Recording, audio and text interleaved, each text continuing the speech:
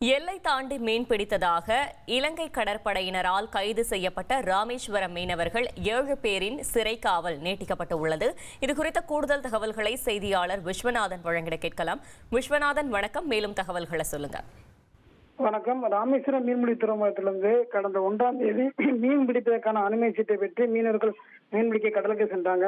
இந்த நிலையில் பாத்தீங்கன்னா, தனுஷ்குடி தலைமன்னார் இடையே மீன் பிடித்துக் கொண்டிருந்த போது அப்போதைக்கு ரோந்து வந்த இலங்கை கடற்படையானது எல்லை தாண்டி மீன் பிடித்ததாக ஒரு குற்றச்சாட்டை முன்வைத்து ஒரு விசைப்படைக்கும் அதில் இருந்த 7 மீனவர்களை கைது செய்து சிறையில் அடைத்திருந்தது. இந்த நிலையில் அவருடைய சிறைக்காவல் மன்னார் நீதிமன்றத்தில் ஆஜர்படுத்தப்பட்டது. அவருடைய சிறைக்காவல் இன்றோட முடிவடைந்த அடுத்து இன்று 2வது முறையாக மீனவர்கள் மன்னார் நீதிமன்றத்தில் ஆஜர்படுத்தப்பட்டனர்.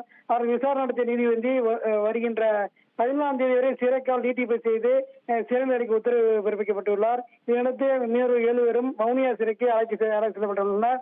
அதாவது சிறையில் வாடும் மீனவர்கள் குடும்பங்கள் இன்று இங்கே உள்ள ராமேஸ்வரம் குடும்பத்தில் உள்ள மீனவர்கள் ஒவ்வொரு நாளும் மீண்டும் சிரமத்திற்குள்ளாகி வருவதால் அவருடைய சிரமங்கள்லாம் எண்ணி நீதிபதி அவர்கள் விரைவில் மீனவர்களை விடுதலை செய்ய வேண்டும் என மீனவர் குடும்பங்கள் கோரிக்கை விடுத்திருக்காங்க.